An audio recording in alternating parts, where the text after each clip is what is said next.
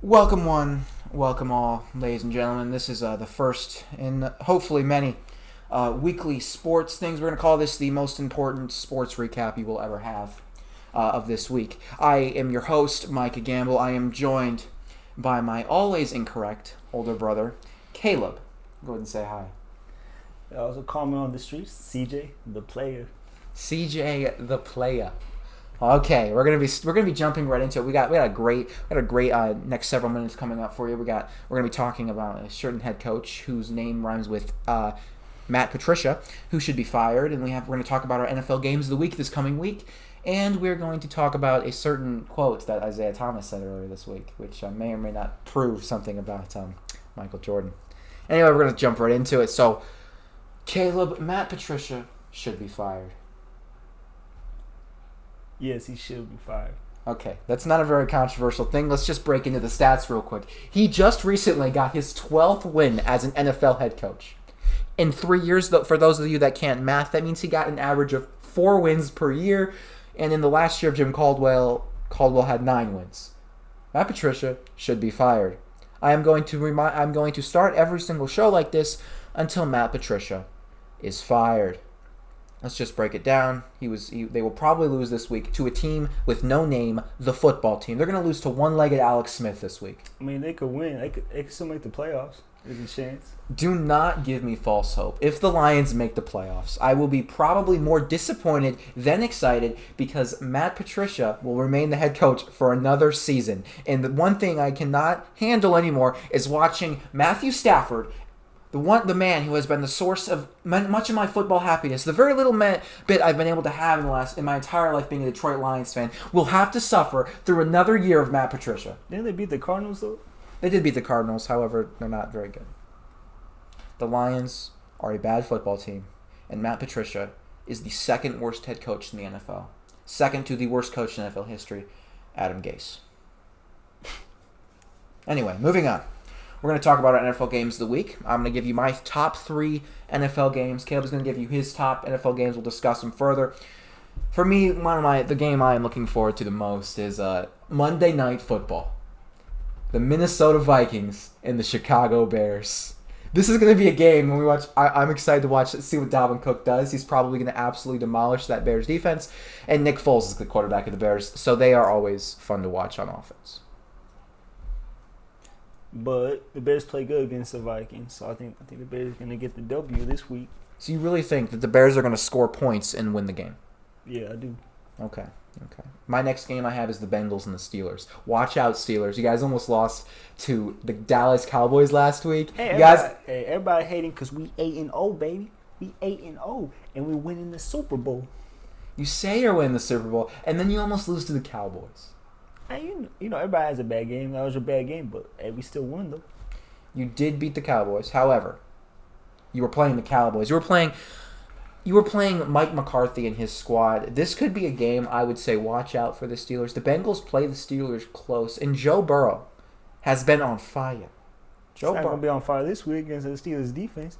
He's going to be running for his life the entire game. You mean the same Steelers defense that led what was his name last week? Dan Gilbert throw for almost 300 yards. I don't know, it was 300 yards. It was like almost 300 yards, I'm pretty sure. He was cooking that Steelers defense. He was shredding. It was like Micah Fitzpatrick couldn't get anywhere. How many points did they score? It was like 19 to 15 or something. It was a close game. And Gilbert, the great Gilbert, was firing them. Yeah. And my final game of the week, Seahawks and Rams. It's going to be a very entertaining game to watch. I love watching Russell Wilson. He is the second best quarterback in the league, and they're playing the Rams, who will be shredding that Seahawks defense like every single team does. That Seahawks defense, they have the worst passing defense potentially in NFL history. Those are my 3 games of the week. Any other games you got, Caleb? Games. Yeah, I'm gonna go with the Seahawks and the Rams, and me being defensive back. I can't wait to see this matchup with Jalen Ramsey and DK Metcalf because there's gonna be a whole lot of trash talk. Okay, Caleb, the defensive back. Let's just talk for a moment about the Seahawks defensive backs. What's going on with that Seahawks team? I mean, it's simple. They suck. That's all it is to it. They're terrible. They give up too many big plays. They don't have any confidence. Those guys can't cover anything. All right. I mean, that's the best analysis I've heard of the Seahawks defense. And it's true. I mean, this is a terrible Seahawks defense. They're making every single quarterback they play against look like Patrick Mahomes. They let Josh Allen, a man who couldn't hit the broadside of Andy Reid with a football, throw for like 400 yards last week. It was crazy. Any other games you got this week that you're going to be watching closely? Let's see. Any other games I got this week? I'm trying to think of the top of my head. I would say last night's game was a big one. Colts Titans. That was a good game. You see, Phillip Rivers, as washed up as he is, occasionally has a pretty good night like he did last night. Anyway, moving on to the most important topic of this week. Isaiah Thomas said in an interview this past week that Michael Jordan was the 5th best player he played against, behind Magic Johnson, Kareem Abdul-Jabbar, Larry Bird, and Dr. J. Now, this is just another instance of the piling evidence that proves beyond a shadow of a doubt that LeBron James is better than Michael Jordan. You sound like a LeBron fanboy. It is just a simple fact.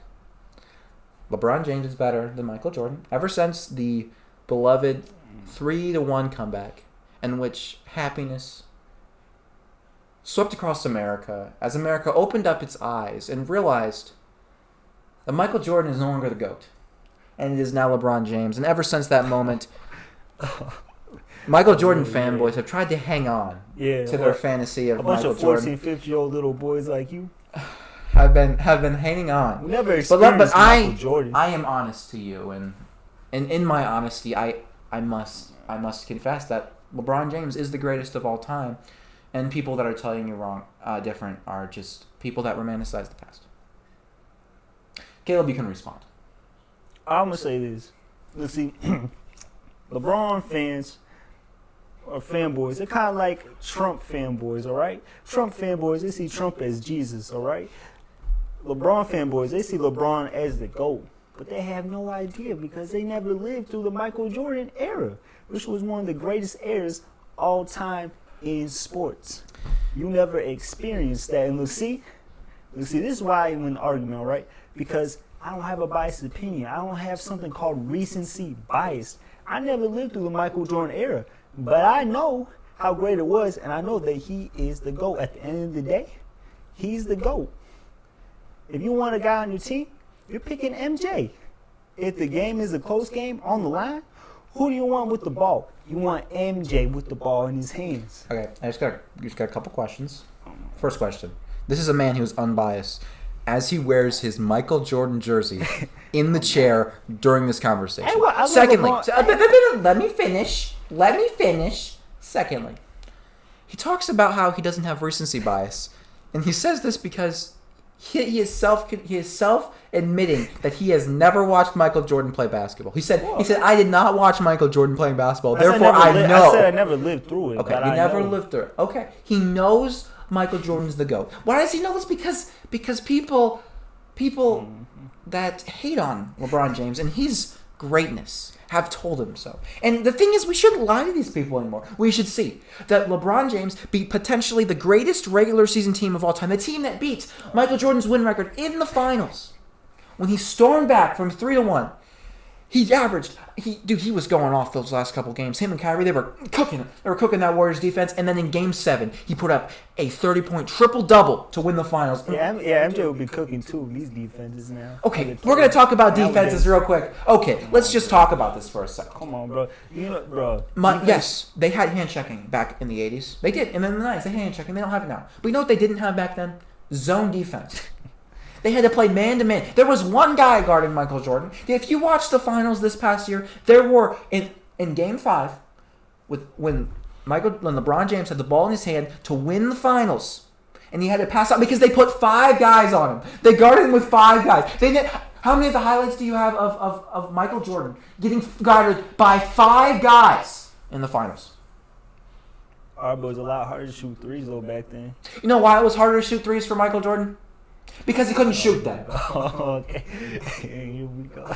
He couldn't shoot threes. He was really bad. He shot threes like Russell Westbrook shoots threes. Yeah, but when he needed to shoot them, he made them though. Yeah, because he never shot them though. You can say, when he needed to shoot them, he made them. Well, he shot like 20% from threes in his career. Okay. Right. Dude, I could shoot that percentage. Mm-hmm. Unlike LeBron, who has to look for Dwayne Wade to make those tough threes. Just because LeBron James makes the right basketball play. Because he is the greatest player of all time, so he makes the greatest play every single time. Nah, he just looks for a bailout.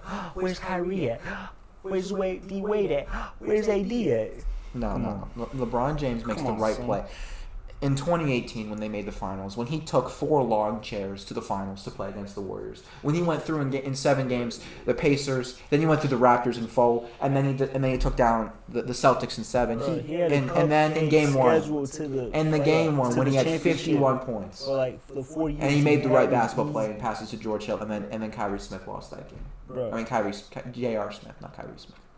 That was before. That's before the Bucks were good. That's before the Philadelphia was good. Okay, so we're gonna talk. So you're gonna sit here and talk about just how much better the competition was in the East than Michael Jordan played. How many teams had Hall of Famers in the East when Michael Jordan made the finals? The answer is 1, and that team was the Bulls. How about the Celtics? The Celtics were old once they started winning. The Lakers were in the West when they played. I said in the East, not in the West.